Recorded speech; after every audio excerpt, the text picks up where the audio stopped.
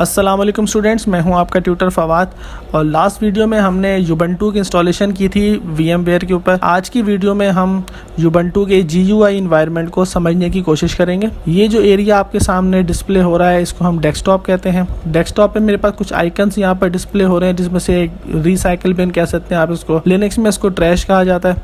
इसके अलावा एक फोल्डर मैंने यहाँ बनाया हुआ है टेस्ट के नाम से, वो फोल्डर आपको यहाँ नज़र आ रहा है। लेफ्ट साइड पे जो मेरे पास ये पेन है, ये पेन फेवरेट्स की पेन कहलाती है। ऐसी वो तमाम एप्लीकेशंस जो कि बहुत फ्रिक्वेंटली इस्तेमाल में रहती हैं, वो तमाम की तमाम एप्लीकेशंस मैं यहाँ पर उसको रख भी सकता हूँ, उसको यहाँ से रिमूव भी कर सकता हूँ। मिसाल के तौर पे ये मेरे पास हेल्प की एप्लीकेशन खुली हुई है।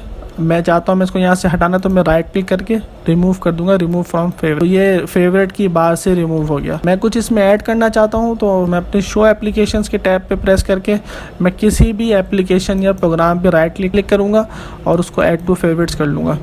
तो वो आप देख सकते फेवरेट्स की बार में एज अ शॉर्टकट डिस्प्ले हो गया। टॉप पे मेरे पास ये जो बार है जो कि लेफ्ट साइड से राइट साइड की तरफ आ रही है, ये कहलाती है स्टेटस बार। स्टेटस बार में मेरे पास सेंटर में डे और टाइम डिस्प्ले हो रहा है। इसके अलावा मेरे पास लेफ्ट साइड पे एक्टिविटीज़ का टैब है। इस टैब पे जब मैं प्रेस करूंगा तो मेरे पास वो तमाम एप्लीकेशन जो मैंने खोली हुई हैं या जिन पर मैं काम कर रहा हूँ वो मुझे डिस्प्ले हो जाएंगी। मैं यहाँ से किसी भी एप्लीकेशन को एक्सेस कर सकता हूँ। मिसाल के तौर पर अभी मैंने माइंस की एप्लीकेशन खोल ली है, मैं चाहता हूँ मैं किसी दूसरी एप्लीकेशन में चला जाऊँ, तो मैं एक्टिविटीज़ के टैब पे प्रेस करते हुए और मैं अपने टर्मिनल पे भी आ सकता हूँ। राइट साइड पे मेरे पास ये शॉर्टकट्स डिस्प्ले हो रहे हैं। बेसिकली ये शॉर्टकट्स सारे के सारे इस ड्रॉप डाउन मेन्यू में भी शो हो जाएंगे। मैंने इस ड्रॉप डाउन मेन्यू पे जैसे ही क्लिक किया तो मेरे पास ये तमाम आइकन जैसे साउंड हो गया, नेटवर्क हो गया, मेरा यूजर हो गया, तो यहाँ पर आ रहे थे वो मेरे पास यहाँ पे शो होने लग गए। अब ड्रॉप डाउन मेन्यू में पास पहला जो ऑप्शन है वो है सिस्टम वॉल्यूम का।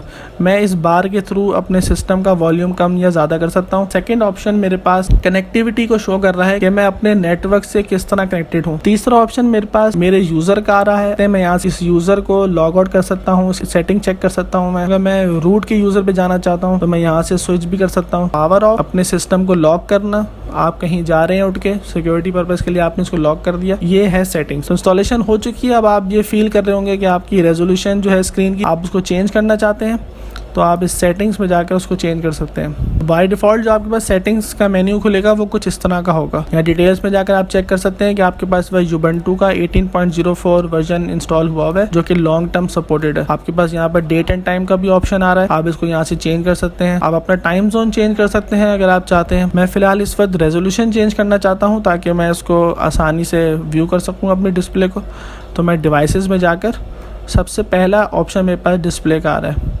इस डिस्प्ले के ऑप्शन पे क्लिक करते हुए मैं यहाँ पर रेजोल्यूशन इसकी चेंज कर सकता हूँ। जिस पर आपको डिस्प्ले अच्छा लगे आप उसको यहाँ से सिलेक्ट करके और यहाँ पर अप्लाई पे क्लिक करेंगे तो वो रेजोल्यूशन चेंज हो जाएगा। फिलहाल मेरी मशीन पर ये रेजोल्यूशन बेस्ट है तो मैं इसको चेंज नहीं कर रहा। ये सिर्फ आपकी आसानी के लिए मैंने आपको बताया। फर्दर यहाँ पर बहुत सारे ऑप्शन हैं जिनको हम वक्तन फवक्तन यूज़ करेंगे। तो ये था मेरे पास ड्रॉप डाउन मेन्यू जो कि स्टेटस बार पे मेरे पास डिस्प्ले होता है। फेवरेट्स की पेन के नीचे मेरे पास एप्लीकेशंस का टैब होता है जो कि 9 डॉट्स पे मुश्तमिल है। मैं जब इस एप्लीकेशन के टैब को प्रेस करूंगा तो मेरे पास सिस्टम में मौजूद तमाम की तमाम एप्लीकेशंस डिस्प्ले हो जाएंगी। लिनक्स पे आपके पास जितनी भी एप्लीकेशंस हैं जो आपने इंस्टॉल की हैं या आप फ्यूचर में करेंगे तो वो तमाम की तमाम एप्लीकेशंस आपको यहाँ पर डिस्प्ले हो जाएंगी। इसमें मेरे पास दो मजीद ऑप्शन है कि आपको सारी एप्लीकेशंस देखनी है, यहाँ पे जो मोस्ट फ्रिक्वेंटली यूज्ड है वो आपने देखनी है। तो ये आपके पास मजीद इसमें डिवीजन मौजूद है। बैक जाने के लिए मैं एस्केप की भी प्रेस कर सकता हूँ और मैं इस डॉटेड टैब को दोबारा प्रेस करूंगा तो मैं पीछे डेस्कटॉप पे दोबारा आ जाऊंगा। इस सीरीज में सबसे ज्यादा जो मेरे पास एप्लीकेशन इस्तेमाल होगी वो है टर्मिनल। तो उसका एक शॉर्टकट है कंट्रोल ऑल्ट और टी। जैसे ही मैं कंट्रोल ऑल्ट टी करूंगा तो मेरे पास एक टर्मिनल की विंडो खुल जाएगी।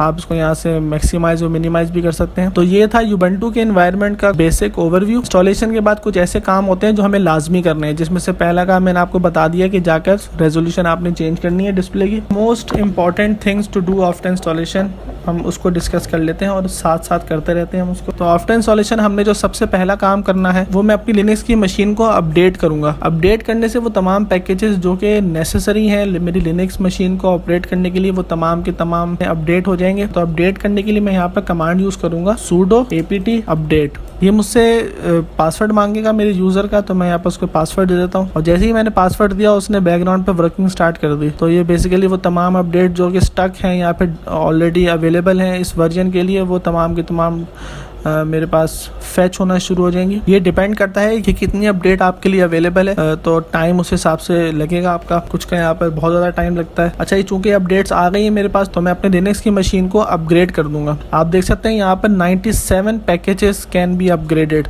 तो अपडेट हो गए हैं, अब उसको अपग्रेड करना है। अपग्रेड करने के लिए मैं जो कमांड यूज़ करूंगा वो होगी sudo apt अपग्रेड। ये कमांड लिखकर मैंने एंटर किया तो अब वो मुझे बता रहा है कि 335 मेगाबाइट स्पेस आपके सिस्टम में लेगा। ये मुझे बता रहा है कि 92 अपग्रेडेड, 5 एप्लीकेशन ऐसी हैं जो कि नई इंस्टॉल हुई हैं। मुझे एक्चुअली 335 मेगाबाइट्स का एडिशनल स्पेस चाहिए होगा इस अपग्रेड को इंस्टॉल करने के लिए।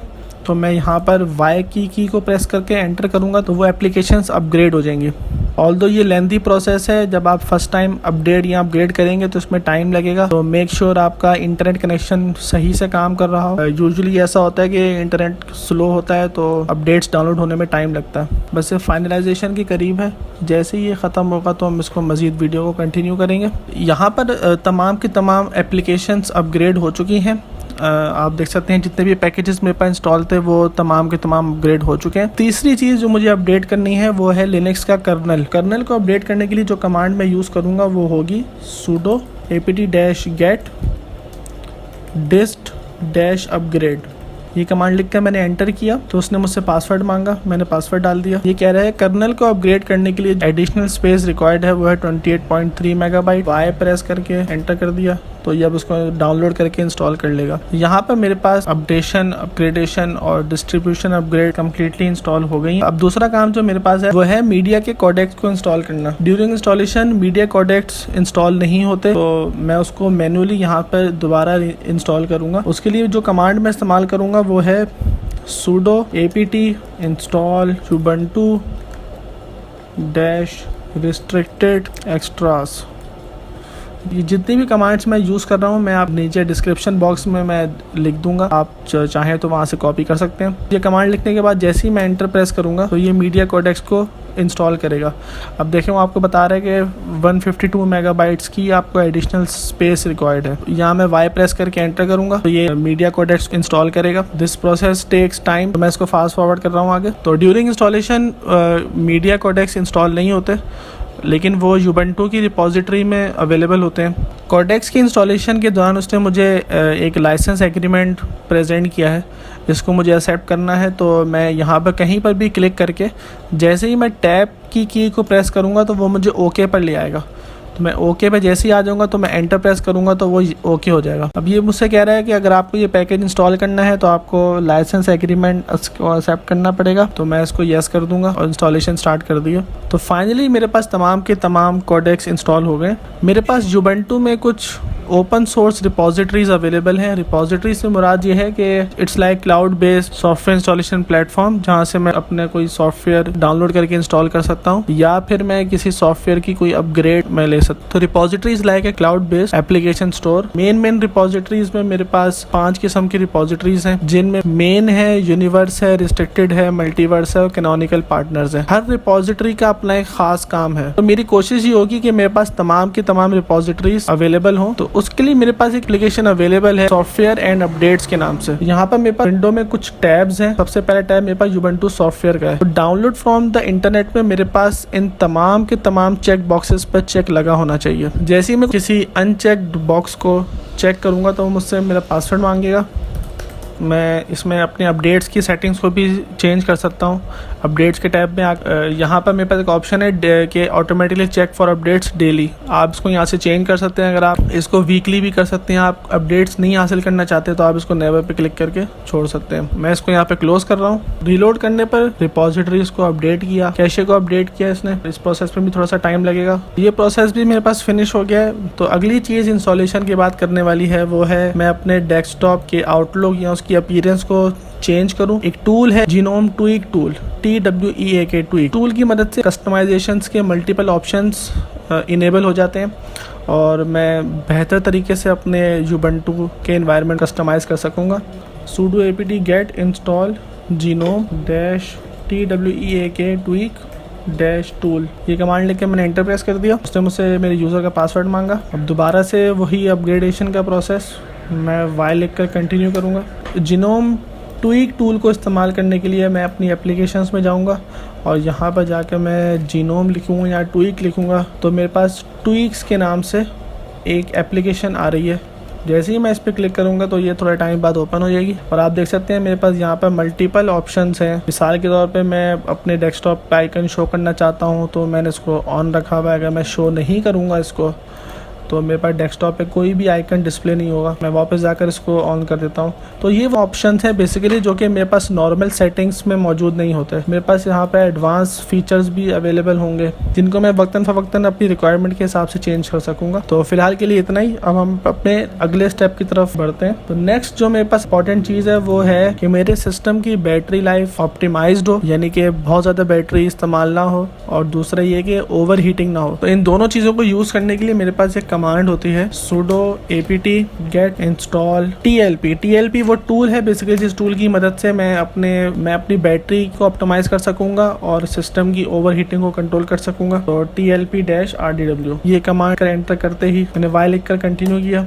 और फाइनली जो चीज़ मैं करने जा रहा हूँ वो मेरे पास सिस्टम क्लीनअप है। जिस तरह मेरे पास विंडोज़ के एनवायरनमेंट में मल्टीपल क्लीनिंग टूल्स अवेलेबल होते हैं, इसी तरह मैं अपने लिनक्स के एनवायरनमेंट में रहते हुए अपनी मशीन को टेम्परेरी फाइल्स उनको मैं क्लीन कर सकता हूँ।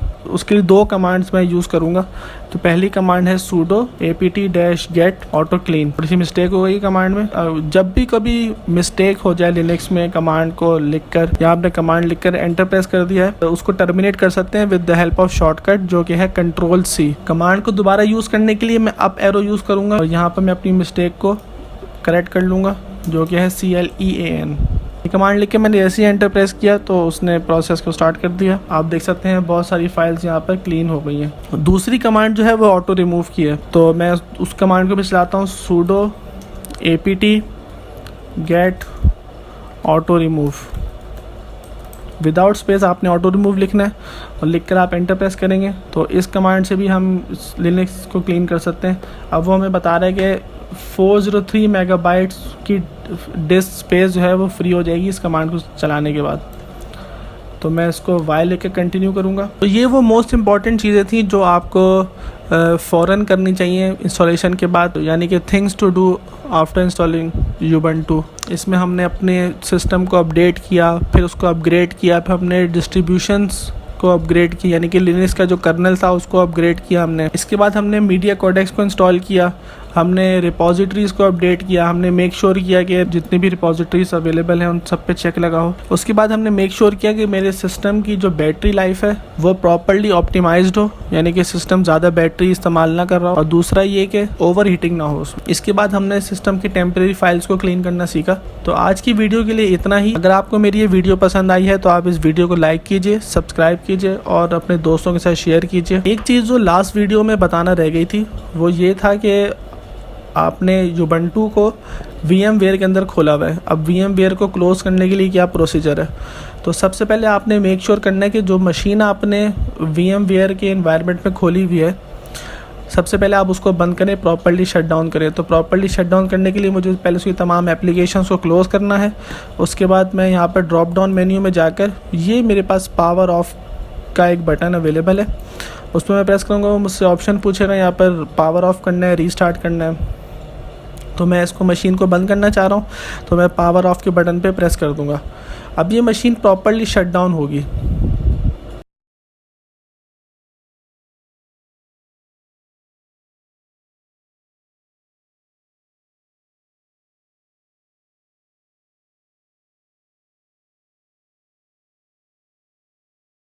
ये मशीन प्रॉपर्ली अब शट डाउन हो चुकी है। आप देख सकते हैं जो रिसोर्सेज हमने इसको एलोकेट किए थे वो फ्री हो गए।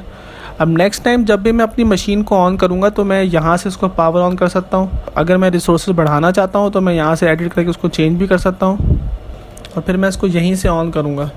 तो नेक्स्ट वीडियो में हम इसके कमांड लाइन इंटरफेस पे थोड़ा सा काम करेंगे। इस वीडियो में आपने बेसिक ओवरव्यू लिया है Ubuntu के एनवायरनमेंट का। नेक्स्ट वीडियो में हम कमांड लाइन पे काम करेंगे। तो तब तक के लिए इजाज़त दीजिए। अल्लाह हाफ़िज़।